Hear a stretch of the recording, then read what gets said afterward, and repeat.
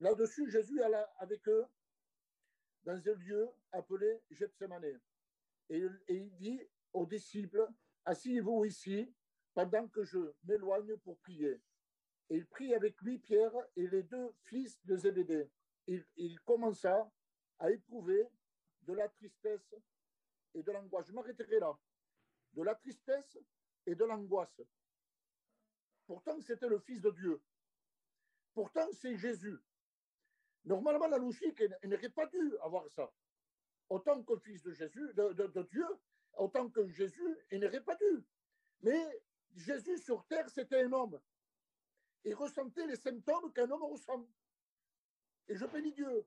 Tout à l'heure, quand il y a eu le moment de prière, j'écoutais certains. Il y en a même qui ont pleuré à travers la prière.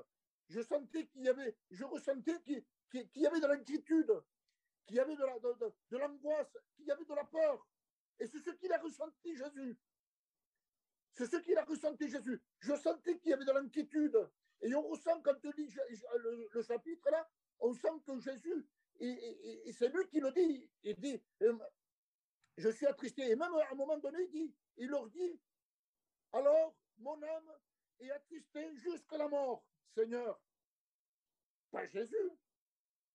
Pas Jésus, pas le Fils de Dieu. Comment c'est possible?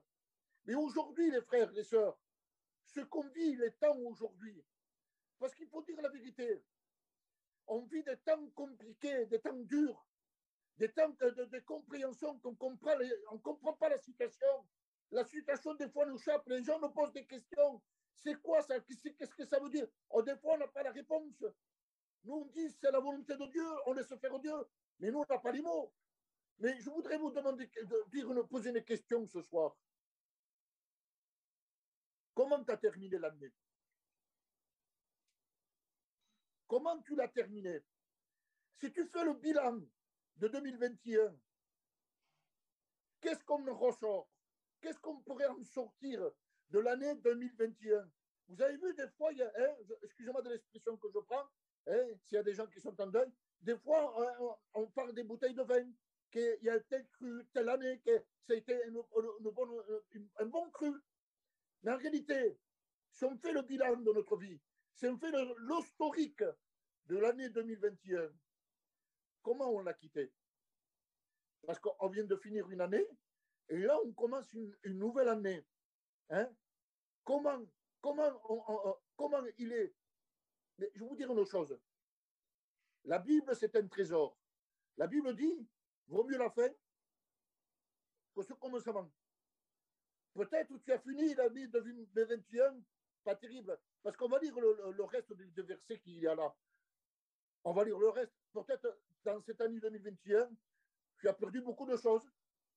Les valeurs que tu avais, peut-être aujourd'hui, tu ne les as plus.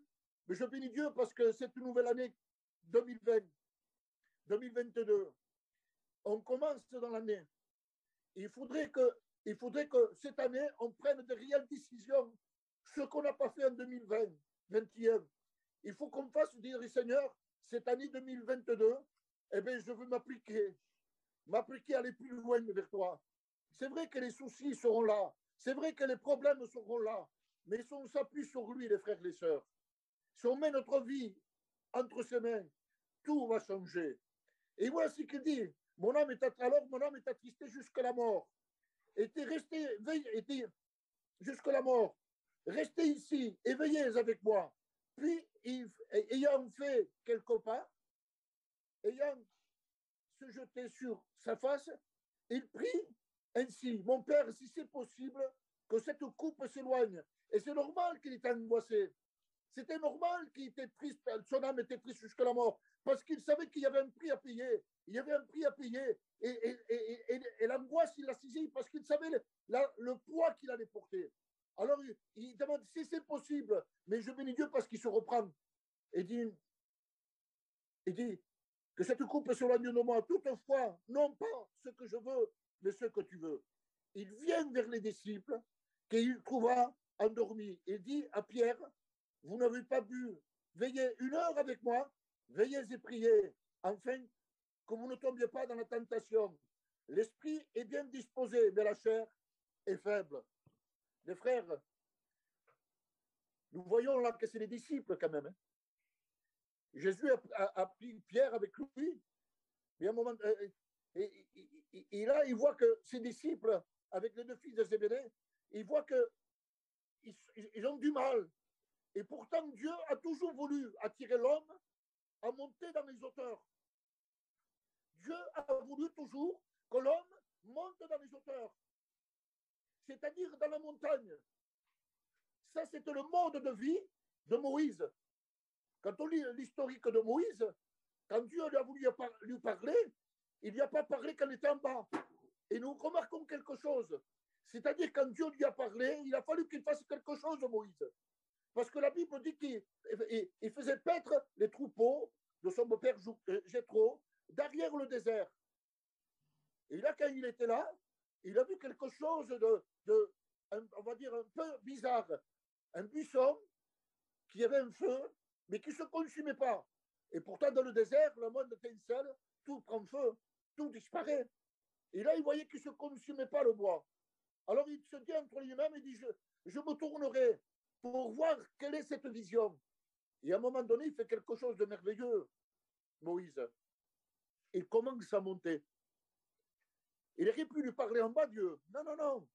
Ce n'est pas en bas que Dieu nous veut. Dieu, comme je dis tout à l'heure, Dieu, c'est le désir de Dieu, ça, de prendre l'homme et de le monter en hauteur, pour qu'il monte. C'est-à-dire qu'un chrétien n'est pas fait pour descendre. On a des problèmes, pas de problème, ça. On a des problèmes, des soucis, des tracas. Mais la logique, un chrétien, il est fait pour. C'est pour ça que le texte de la parole de Dieu dit je tourne mes regards vers toi, et quand je tourne mes regards vers toi, je suis rayonnant de joie. Et Moïse, quand il a monté, il a commencé à monter, c'est là que Dieu lui a parlé, l'a appelé par son nom. Il dit Moïse, Moïse. Il dit me voici. Il dit ôte les chaussures de tes pieds, car le lieu où tu te tiens, c'est une terre sainte. Et je bénis Dieu, ce n'était pas le lieu qui était saint, mais c'est-à-dire là où il y avait la présence de Dieu, là où Dieu réside, il y a, et c'est-à-dire que le lieu devient saint par sa présence. Et je bénis Dieu. Ça, c'était au mont Sinaï. Non, pardon, c'était une montagne, ça. Mais quand Moïse a monté au mont Sinaï pour chercher les 10 commandements, eh bien, tellement qu'il a resté longtemps, les gens disaient qu'il était mort. Mais Moïse, il est mort. Ils ont été vers Aaron, son frère, il dit fais-nous un veau d'or. Nous voulons un veau d'or. Fais-nous un Dieu. Tellement que Moïse a resté longtemps. C'était le mode de vie de Moïse, ça. Et un chrétien, je ne dis pas que tu dois passer toute la journée, ce n'est pas ça. Ce n'est pas ça. Mais un chrétien, en temps, il doit monter en hauteur. Il doit monter dans la présence de Dieu. Et c'est le mode de vie d'un chrétien, ça. De chercher la présence de Dieu. C'était le mode de vie de Jésus aussi. Jésus, quand il a monté la montagne de transfiguration, il a pris 3 disciples avec lui. Il a pris Pierre, Jacques et Jean. Et béni soit Dieu. Parce qu'il était, Pierre, c'était le zèle. Jean, c'était la prière. Et Jacques, c'était la prière. Et normalement, la logique d'un chrétien, il faut qu'il soit animé de ces 3 choses. Du zèle, de la prière, hein, et de l'amour. Jean, c'était l'apôtre de l'amour. Et ces 3 choses. Il faut qu'il y ait ces 3 choses. Mais quand on monte en hauteur, quand on cherche les auteurs, c'est spirituel ce que je vous parle. Hein. Quand on cherche les auteurs, qu'est-ce qu'on voit? On voit des choses. Les disciples, là, ils ont vu la gloire de Jésus. Ils ont vu Moïse et Élie. Pourtant, ils étaient apaisantis, la Bible dit. C'est-à-dire apaisantis, c'est-à-dire qu'on combat contre le sommeil. On dort pas, on se réveille, on combat contre le sommeil. Mais par rapport qu'ils ont veillé, qu'ils ont resté éveillés, et ils ont vu la gloire de Dieu. Mais c'est-à-dire la gloire de Jésus. C'est-à-dire qu'ils ont monté en hauteur. C'est-à-dire qu'ils ont monté à la montagne. Ils ont suivi Jésus. Dans la montagne de transfiguration, Pierre, Jacques et Jean, ils étaient là. Alors quand on est dans la présence de Dieu, alors on voit des choses. On voit l'impossible. Et que Dieu soit béni, glorifié. Mais ça fait partie du quotidien d'un chrétien. De vouloir, au moins de le vouloir monter. Parce que ce n'est pas donné à tout le monde, ça. De pouvoir monter sur la montagne, ce n'est pas donné à tout le monde, les frères. Et je disais, c'est ça qui m'a fait méditer ce message-là. Je me disais à toi-même, je dis, Seigneur, Comment monter sur la montagne? Et je disais, celui qui est fort déjà, spirituellement, celui qui est fort, je dis, il a du mal à monter dans la montagne. Il a du mal. Et je dis, Seigneur, imagine-toi, le faible, celui qui est fatigué, qui est découragé. Comment il fait, lui, alors? Qu'est-ce qu'il en devient pour lui? Je dis, puisque le fort a du mal à monter, mais lui, il est fort. Mais celui qui est faible, là, alors imaginez-vous, le fort, il a du mal à monter. Parce que quand il s'agit de monter, les frères, ça fatigue. Quand il s'agit de monter, ça coûte. Quand c'est une descente, une pente, c'est facile, ça. On n'a pas aucun effort à faire. Mais quand il s'agit de monter, ça devient dur. La preuve que David disait, je lève les yeux vers les montagnes. Hein, c'est qu'il n'avait pas la force de monter aussi. Hein. Il dit, je lève les yeux vers les montagnes. D'où me viendra le secours? Et dit, le secours me viendra de l'Éternel. Mais regardez la montagne d'en bas. Je bénis Dieu, les frères, les sœurs. Le secours ne vient pas de nos montagnes. Le secours vient de l'Éternel. Alors je dis, Seigneur, comment faire alors avec le faible là? Je dis, c'est lui, s'il ne peut pas monter, comment il faut faire avec lui, Seigneur? Comment alors? Il n'y a pas d'issue pour lui alors. Parce que celui, je ne parle pas du péché, moi. Je parle de celui qui est fatigué spirituellement, celui qui est découragé, qui a du mal à lire la Bible, qui a du mal à prier, qui a du mal de rentrer dans la présence de Dieu, que tout pour lui devient tout fatigant, tout devient fatigue pour lui. Qu'est-ce qu'il en devient pour lui? Puisque le fort ne peut pas monter, il a du mal à monter. Il fait des efforts, mais il faut dire les choses comme elles sont, les frères. Aujourd'hui, ce n'est pas d'actualité. Aujourd'hui, quand on parle d'un jeune, eh bien, croyez-moi qu'il faut se prendre des mois et des mois à l'avance. Il faut qu'il y ait une bénédiction le dimanche matin pour continuer le jeûne. Ce n'est pas donné tout le monde ça de prier. Les disciples n'ont pas pu. Même Jésus lui fait reproche. Et dit, Pierre, tu n'as pas pu veiller 1 heure. Il demandait qu'une heure. Il ne demandait pas toute la nuit ou toute la journée. 1 heure. Et les disciples, ils ont été incapables de veiller. Alors imaginez-vous, nous, les frères, même celui qui est fort a du mal à monter. On a du mal de chercher la présence de Dieu. Surtout à l'époque qu'on vit aujourd'hui, les temps qu'on vit aujourd'hui. Alors qu'est-ce qu'il faut faire, Seigneur? Est-ce qu'il y a quelque chose pour nous alors? Mais moi, ce soir, je voudrais m'adresser. Le fort, il est fort. Béni soit Dieu. Que Dieu soit béni glorifié. Mais moi, je voudrais m'adresser à celui qui est fatigué, qui est découragé, qui passe peut-être par des problèmes. Je ne sais pas moi. Peut-être qu'il est mal compris de sa famille. Peut-être qu'il est peut-être rejeté de sa famille. Alors, il y a des chrétiens qui vivent comme ça. Il y a des foyers qui vivent comme ça. Vous savez, quand on est chrétien, on gêne notre entourage. Notre manière de vivre, on gêne. Et ça ne plaît pas à tout le monde de la façon qu'on vit. Et la preuve, excusez-moi, pour les anciens qui nous écoutent et les anciennes, qu'est-ce qu'ils disent de nous? On dit qu'on est des fous. Bon, mais ça gêne parce qu'on gêne la vie qu'on mène. Alors, on va dire celui qui est fatigué, découragé. Mais ce message-là, c'est pour le fort et aussi pour celui qui est fatigué. Mais j'aimerais m'adresser à celui qui est fatigué, découragé. Alors toi, qu'est-ce qu'on fait avec toi? Tu n'as plus la force de monter dans la montagne. Tu n'as même plus la force de lever les yeux vers les montagnes, comme il faisait David. Et des fois, tu n'as plus la force de prier dans l'église. Et des fois, tu as du mal à prendre une position. Des fois, tu as du mal à aller plus loin avec Dieu.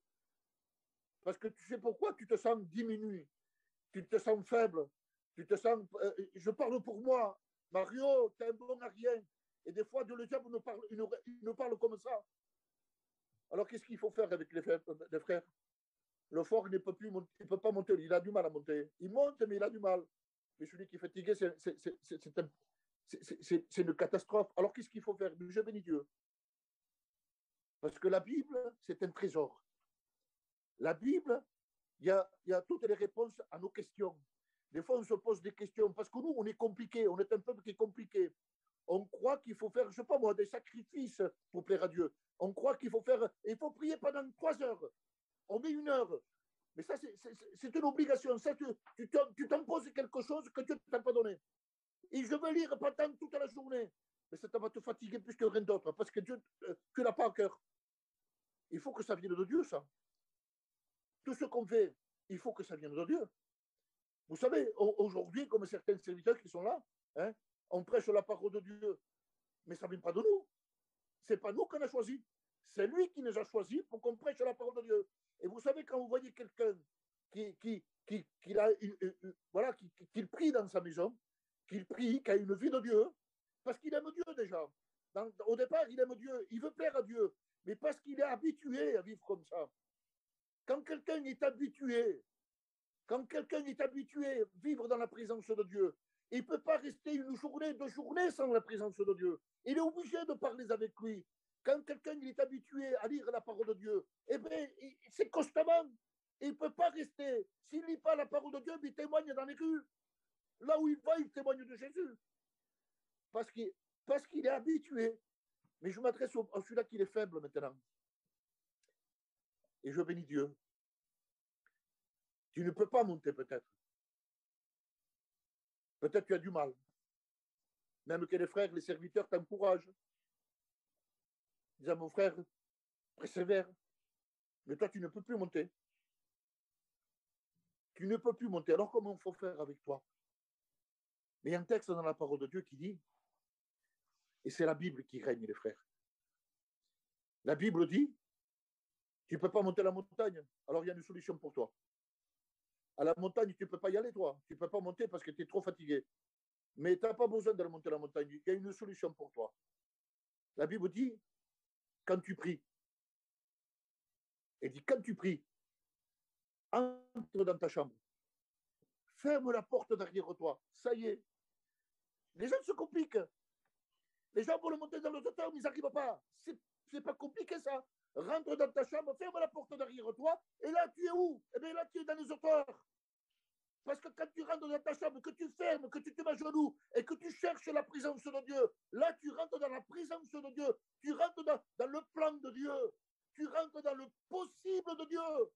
Parce que la Bible dit ce qui est impossible à l'homme devient le possible de Dieu. Alors quand tu rentres dans un Dieu secret entre toi et Dieu, une intimité tête à tête, eh bien tu es dans les auteurs.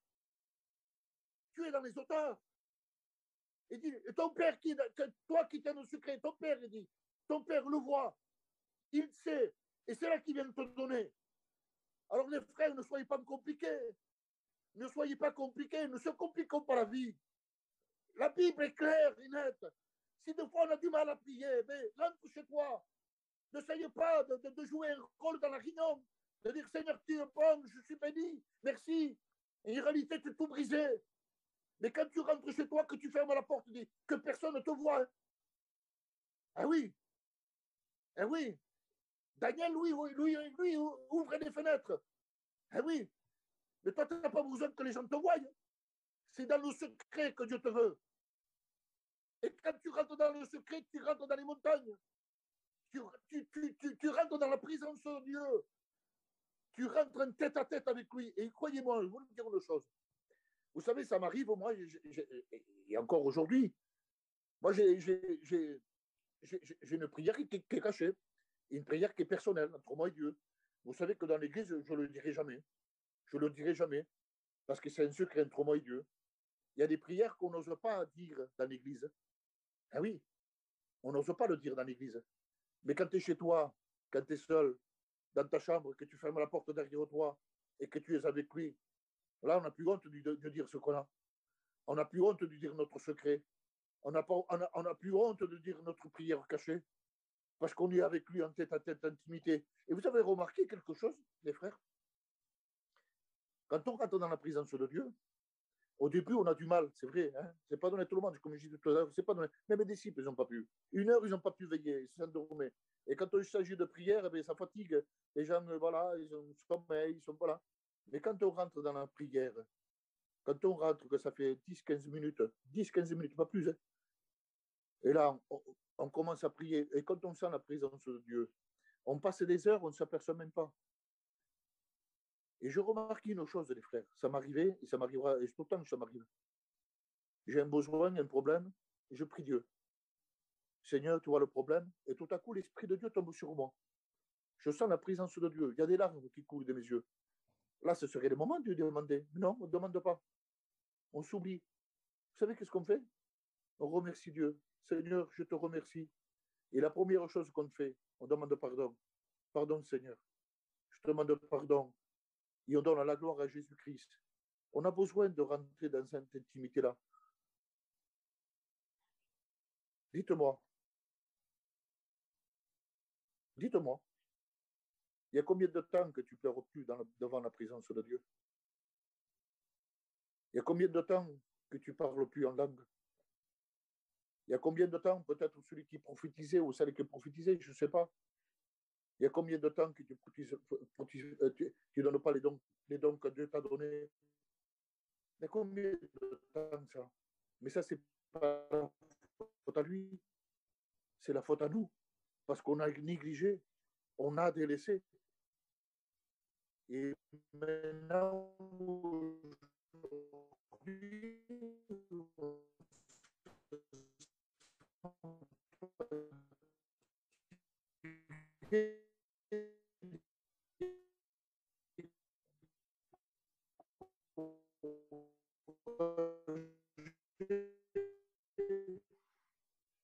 on se dit Dieu n'abandonne personne.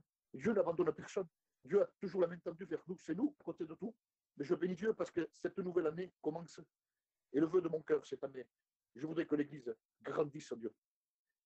Que dans cette année nouvelle, là, 2022, que tu puisses faire des expériences.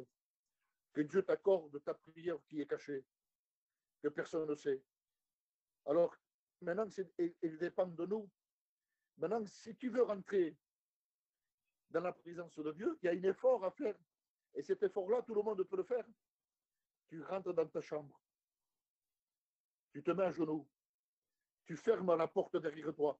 Mais pour recevoir ces choses, pour avoir la bénédiction, il faut le vouloir. Parce qu'aujourd'hui, on compte trop sur le serviteur. Tono, il faut faire ça, il faut faire ça. Tono, il faut faire ici. Alors, Tono, des fois, nous, les serviteurs, on ne sait plus comment faire pour que le peuple rentre dans une vie de prière. Un chrétien, il est appelé à ça, à vivre une vie de prière. C'est pour ça que je vous disais ça tout à l'heure. Un chrétien est fait pour monter en hauteur. Monter en hauteur, c'est ça, une vie quotidienne, dans la lecture, dans la prière, dans la visite, dans l'amour fraternel, c'est ça. Mais aujourd'hui, on est préoccupé par autre chose. On est voilà, c'est comme ça aujourd'hui. Je ne vais pas à la réunion parce que voilà, il fait froid. Voilà, c'est une bonne solution, ça. Il fait froid. Voilà, tu as vu, il y a le Covid, ça cache beaucoup de choses. Je ne suis pas un dictateur. Je ne suis pas un dictateur. Je le dis avec l'amour du Seigneur. Et je parle pour moi aussi. On a peur d'aller au Rignum. Même si on fait des tests, ils sont tous qu'on n'a pas le Covid. Il y en a des gens là, tu sais, il fait peur. D'accord. Mais dans les marchés de Noël, tu es. Dans les grandes surfaces, tu es. Dans les magasins, tu es. Et là, tu n'as pas peur. Alors, c'est la bonne excuse, ça. De dire, il y a le Covid. Il fait trop froid. On a peur. Moi aussi, j'ai peur. Moi aussi, j'ai peur. Mais je vais dans un endroit où c'est sûr. L'autre jour, Dodo m'a appelé pour faire mes réunions. J'ai été vers lui, j'ai dit, Dodo, je viens parce que c'est toi, parce que je te connais. Et je sais, s'il y aurait un cas chez toi, tu ne m'appellerais pas. Et dit, Mario, on a fait tous le texte. Et s'il n'y a pas de Covid, eh bien, il soit Dieu. Alors, comment on fait alors? On ne va plus au Rignon. Alors, si nous, on fait comme vous. Excusez-moi, Tono, hein. Je prends peut-être la place de Tono. Hein. Mais si nous, on fait comme vous. Imaginez-vous, c'est Tono dit, bon, fait froid, hein. On va annuler des réunions. Oh, j'ai un invité chez moi. On repousse la réunion. Je n'ai pas trop envie d'aller à la réunion. On la fera la semaine prochaine. Le culte, ça va. On l'a pris la semaine dernière, on le prendra un autre jour. Vous ne trouverez pas ça bizarre d'un serviteur qui agisse comme ça?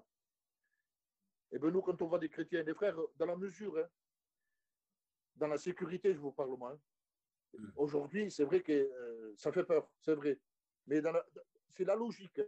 Et même quand il n'y avait pas le Covid, c'était comme ça, les gens. Les gens, il faut que le serviteur se donne un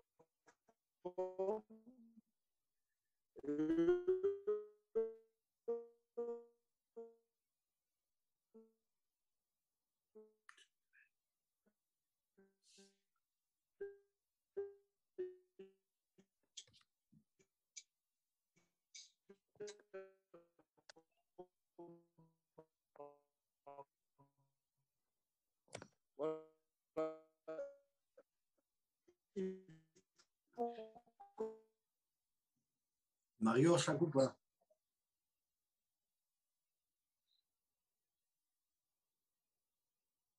Mario?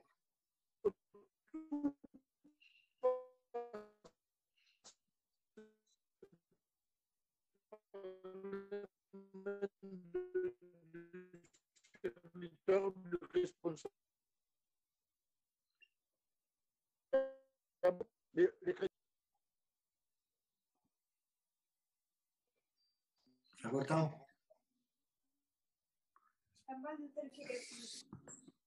Tu m'entends là? Ouais, ça y est, ça va bien. Tono?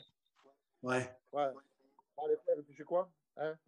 On va prier le Seigneur, parce que on ne donne pas la victoire à l'ennemi, mais je pense que le message, vous avez compris, les frères. Amen. Amen. Et le faible est appelé à rentrer dans sa chambre et de fermer la porte derrière lui. On a besoin, parce qu'on vit des temps durs et difficiles. On se souhaite la bonne année ici, bonne année là-bas. Et croyez-moi que les frères, ça va aller de pire en pire. Ça va aller de pire en pire. Alors, il faut se fortifier dans la foi, dans la prière, dans la lecture, les frères. C'est vrai que les réunions aujourd'hui, ça devient compliqué, mais il faut se nourrir chez soi maintenant. Chacun dans sa maison, chacun dans son camping, mais on doit se nourrir.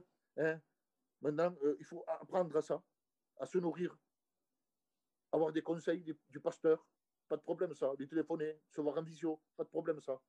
Mais aujourd'hui, il faut apprendre, il faut vivre une vie, comme je disais tout à l'heure, une vie d'auteur, une vie consacrée. Il faut que cette année 2022 là soit un succès dans ton foyer. Alors, vous savez qu'est-ce qu'on va faire? On va prier le Seigneur. Amen.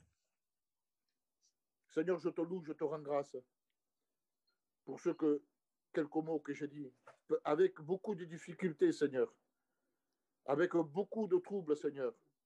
Mais je sais que ta parole a passé. Je sais que ta parole, Seigneur, a touché les cœurs. Tu as dit, Seigneur, les mots qu'il fallait. Seigneur, nous avons pu à rejeter quoi que ce soit. Mais nous savons une chose, Seigneur, c'est que le fort, tu le bénis. Mais aussi, tu bénis le faible, Seigneur. Celui qui est découragé, fatigué, peut-être qu'il n'en peut plus. Seigneur, est en tes mains. Je te prie de le visiter, l'endroit où il est maintenant, par le moyen du Saint-Esprit, par l'autorité de Jésus-Christ. Je te prie, Seigneur, de fortifier mes frères, de fortifier mes sœurs, de bénir, Seigneur, nos amis qui nous écoutent. Je te prie de te glorifier. Je te prie de te manifester par le moyen de ta grâce, par le moyen de ton Esprit Saint. Accorde-nous, Seigneur, ton amour, ton esprit. Donne-nous à vivre une vie cachée. Donne-nous, Seigneur, à vivre, Seigneur, pleinement ton esprit. Seigneur, nous voulons s'effacer afin que ce soit toi qui apparaisse. Donne-moi à me mettre à plus à part, à me mettre dans ma chambre, Seigneur, de fermer la porte derrière moi. Et je sais que dans le secret, toi, tu connais mon besoin. Alors, Seigneur, est en tes mains. Mais nous ne voulons pas oublier tous ces malades, Seigneur. Je te prie, Seigneur, de visiter, de te glorifier par le moyen de ton esprit. Que ton nom soit béni, glorifié, Christ. Amen. Que Dieu vous bénisse. Amen. Amen. Gloire à Dieu. Merci Seigneur pour sa parole. Merci Seigneur. Avant d'aller plus loin, je vais